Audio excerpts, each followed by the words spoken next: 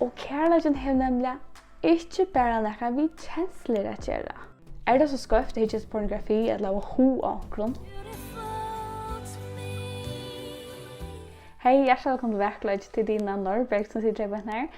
Og til å synne VAKURLEIKI, og det en syr som vi tar seg om VAKURLEIKene i Bibelene, og i evangeliene, og øyne så vi som kristen kunne være bøker og i atbord og tale og så framveis.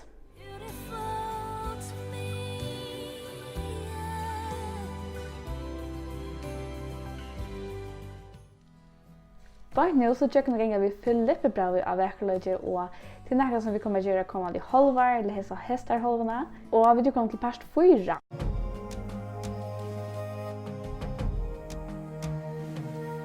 Og i det så var det trykker vers 9-11, og i det så overskriften som du langt vil se, kærleiki ikke bare kjensler. Hvis du følger VAKURLEIKI av Instagram, så tror jeg som vil vi til å velge seg overskriftene, så følg på Instagram, hinne milnom, vi og Adam fleste milnom, og du kan også skrive til min her og kontakte meg at han har hatt. Så hvis jeg tok da via Facebook mandagen, så kom versen ut for det som vi får trykke i det, og det nemlig versen 9-11. Og jeg leste det ut, så jeg kunne ligge og lese versen i æren, hugsa sin om deg, og så får du også en mega coola halje vindvis som de kunne printe ut, og de kunne henge opp, bruka som minnesvers, de kunne også gå med telefonen som framveis, så til en gave til tikkene. Og jeg så myndighet kommer ut av Instagram og Facebook. Så jeg føler å lese disse versene ved tikkene, og sitte og lyse i æren, supergodt. Annars kunne du lukke høre det nå. Det og det blir om at kærleikstikkere skal være alt rykere og rykere enn i kunnskap i ødlom vite, så de kunne døme om hva bøyene ser, og såles være røyn og omgå til avstøy til det Kristus er. Fylt vi rettvises avvekste som virkar ver vi Jesus Kristi, gode til dård og lov. Så først så vil jeg bare spørre deg om det et vers her på her, et eller annet ord som står ut for tekken. Det vil avhåverst og hårst, og annars bare skrive det her ned. Det en mat her som god, det som tosser vi okken, tjekk noen til vers som vi leser. Det som særstakt ved som versen hette bøn Paulusar for det tøymon tryggvande eller tøymon kristne og i Filippe. Og dette kan være okkara bøn for øren kristne eller okkara vinen, og dette kan også være en bøn for okkon at just dette må jeg kjenne okkon som kristen.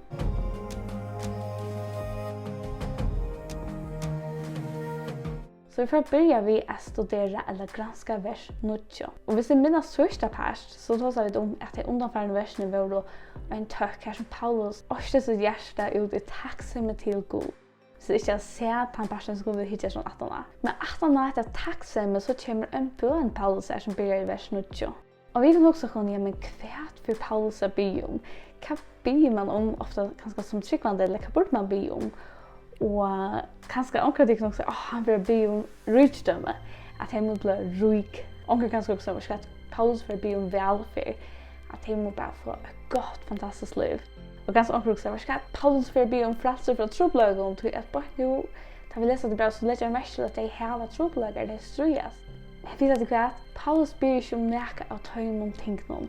Han ber nemlig om at kærleiki mittlet tryggvande skal økast alla tøyna og i kunnskapet og skille, eller visdom og vite. Kanskje det som tar for det skilje, hvor ber Paulus såleis? Hvor ber han om at hans kærleik skal økast i visdom? Jo, det er at Paulus vet at høvesendamålet til henne kristne at elska Gud og søge sine mennesker kring seg. Og kærleiken har nemlig ikke bare noe vi kjensler at gjøre.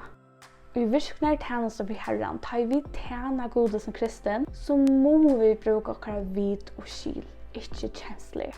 Kjensler brøydes fra tog til ære, og jeg har gjort en video om det som de kan søke her. Om vi ikke bruker vit og skil, så vil okkara strøy og strev og tjenester for Herren til ånga nytt.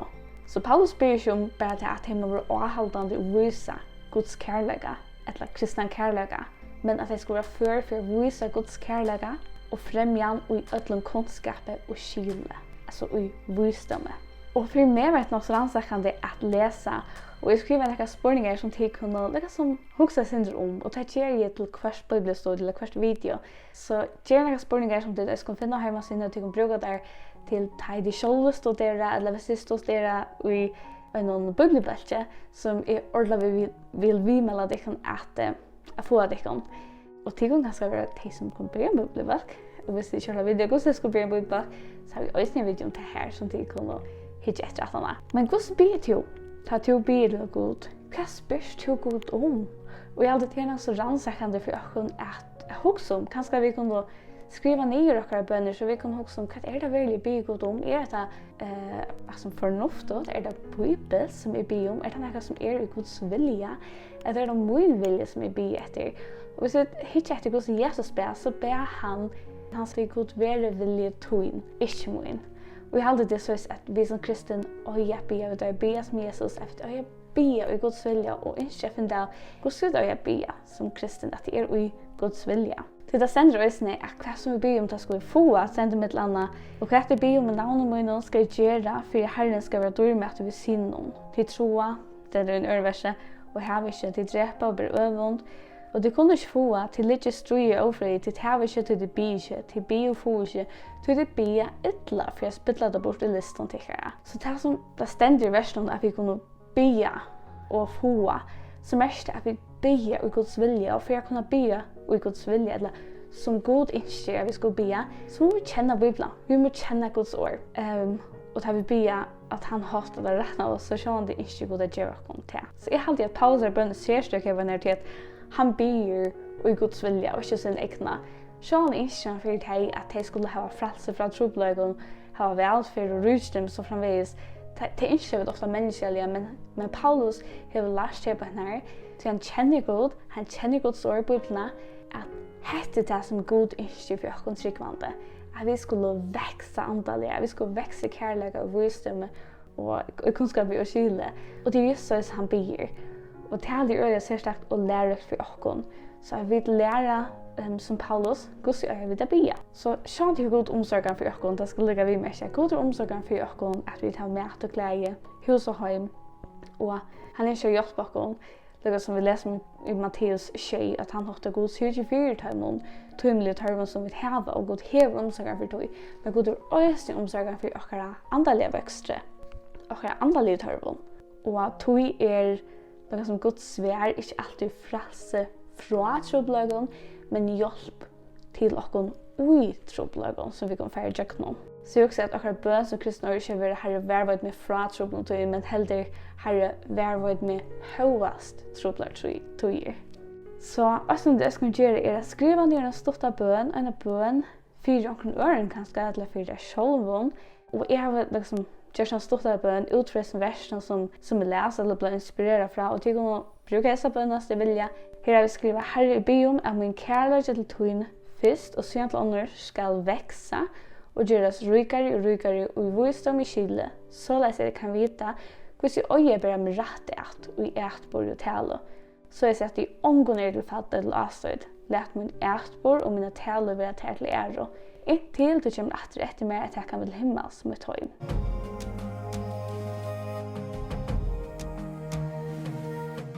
Sen det vers 20. Og her leser vi om den opplyste kærleikan som gjør til kristne for å døme om hva bøynest hva rett å gjøre.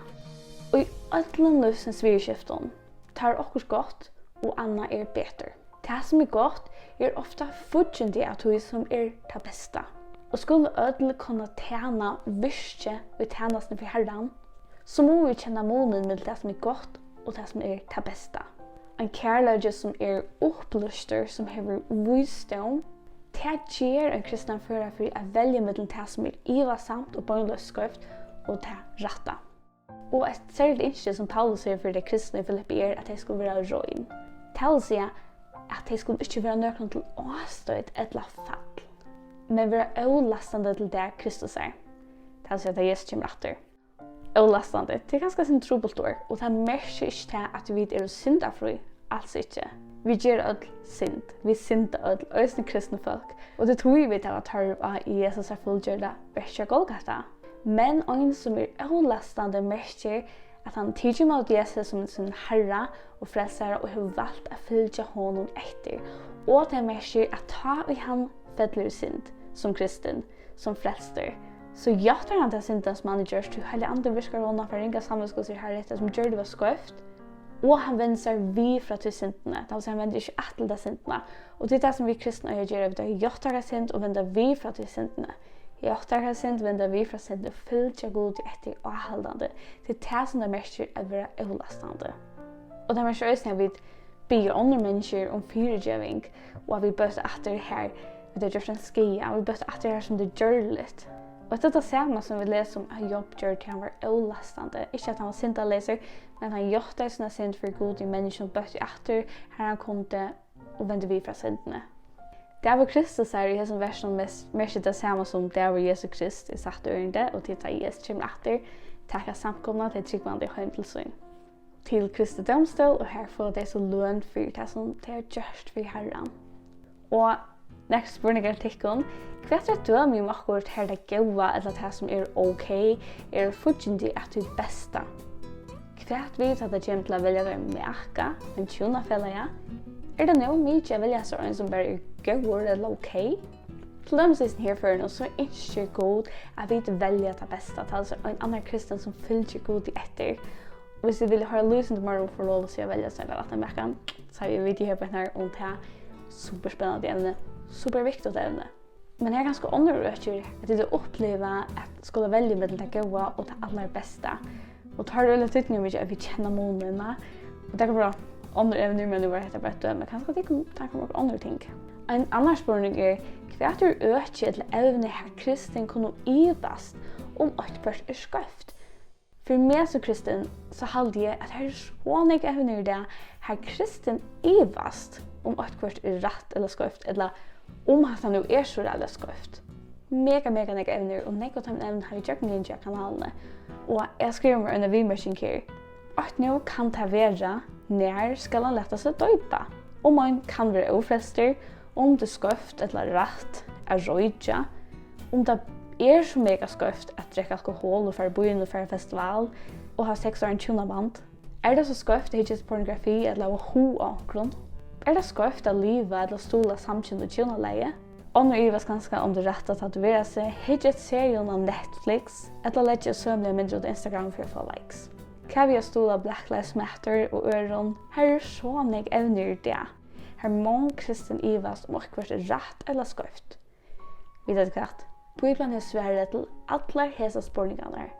Bibelen er virkelig og aktuell i det.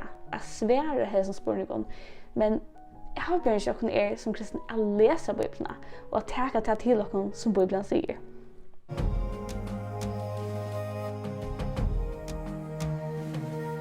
Og så er vi kommet til vers 11, og her ender bøn Paulusar vi er noen ikke for det tryggvande i Filippe, eller det kristne i Filippe. Og det er at jeg skal være fylt ved rettvises avvekste. Og her er en avvekster som rettvisen framløyer, lukket som det er vi som kristne ikke at dørmet er god, og vi lukket som skiljer hva det er ved å lese Bibelen, så er det lukket som en avvekster som kommer til å lese sannleggen, at vi ikke at livet er rett. Og hele anden så burde de tryggvande, han fremmer en langsel i åkken at livet som Jesus. Så det er ikke nærmere som vi nøyer åkken egentlig gjør. Det er nærmere som Jesus, han flytter inn i åkken liv, og han brøyder åkken troende og åkken langsel til å leve et liv som dør etter ham. Så det er ikke som lov, og som fremvis man fylger med til et innskje som vi innskje. Vi innskje at dør etter god, vi innskje fylger etter. Og ikke like godt til tøyer, så gjør man ikke det innskje, og det er supersubelt, og Paulus sier det at det som jeg vil til gjør jeg ikke, og det som ikke vil til gjør jeg, og det er ofte så, men vi har en langselen som kristen, og vi kan alltid be god til å hjelpe med å følge sånne her langselen som du har lagt i med at livet og gjøre rett. Og Jesus, han er kjeldan til henne langselen, disse dikter, videre eller meie, det er sånn enda malig at vi innskje at dør med å være god, vi har livet. Hetta som spruger upp ur åkens rettvises avveksten, han skapar et rettvis liv. Og det er bare viktig å minnes til at Jesus er kjeldan til dette. Så da vi strøyest, og kanskje ikke har den langselen, eller så langselen virker så lengt borte, så kan vi alltid si god, ja, men gjør meg henne langselen etter. Og til en vers som stender i Isaias 1:3, som passer nok godt til dette verset til Paulus, her stender at gjøre tømne Sion som synger høvesbrøy i stedet for øsko, glede olje i stedet for sorg, lovsangsbønne i stedet for modløs anda, De skulle være røpt rett for å ikke planter herrens hånden til dård. De skulle være røpt rett for å ikke være fylt ved rettvis avvekste, planter herrens, virker vi Jesu Kristi, hånden til dård, god til dård og lov. Så versen lydes øyne er interessant på den måten, og det ofte så i Orgos, jeg bedre kommer kjenne det, bedre så vi samsvarer med det gamle som heter og nye som heter gamle som heter super cool. Og det så spennende vi at lese Bibelen om natter og om natter. Det blir bare ryggere. Det jo ikke at negativt kan skrive under på. Og som resten av som en som heter McDonald skriver i Emmas bibelskøye. Han sier at året avvekster nærknutt ved akkurat samband ved Kristus og vånen hans om okkon. Grønene og en vindrøy atler er avvekst. Så som avvekster sier nekka om akkurat samband ved Herren. At det som grønene og en vindrøy sjående ber at har avvekst, så det som at akkurat samband ved Herren det gjør at vi ber avvekst. Så jeg vil spørre deg, hvordan kan jeg vekse i rettvis avvekst? Hvordan kan vi vekse antallet? Kjenner du den sang som sier, les Guds ord og bidra om det? Det svære. Les Guds ord og bidra om det om du vekser vilt. Og hvordan så jeg til kristne diktene ut? Det går vi til å lese Galatia 5, hvordan en kristen avvekster som en kristen øyre hever og ikke hever. Mitt annet er å gå i andre mennesker, og jeg kan godt ta som simple ting som er smilest til ånder, for å gå i ånder. Og jeg husker nesten ikke at ta i det så spør jeg meg hvor du så glad, eller hvor best du så sier at så kan du si eller vittne for deg om men til Kristus bor jo mer. Og vi kan spørre etter hva enda maler vi om kristne diktene, jo det det som vi sier er som vittnesbord for mennesken at Kristus bor i oss, at han øyer oss. Og alt det som vi og alt det som vi gjør øyer å være vittnesbord om Jesus Kristus. Hvordan kan det tjene god i det? Hvordan kan det tjene noe i det? Jeg tror at hos godt, skriver der nok ting nye. Jeg også i det. Jeg kan rønne å gå i andre mennesker, tjene tøymon, ikke lete kjensler takke iver, men bruke visdom og skil til at elske deg fram det som er mest i løtning. Ofte har vi ikke utlaget å gå i andre mennesker til ytterligere eller til, men vi velger at handle i visdom i videoskilt. Det er mest ikke at vi skal bli ytterligere kjent og sånne ting, men det er mest at vi handler i visdom, at vi blir god gjør om visdom. Ganske særlig med noen familie og viner tar det ofte trobult, og at vi blir om visdom ta.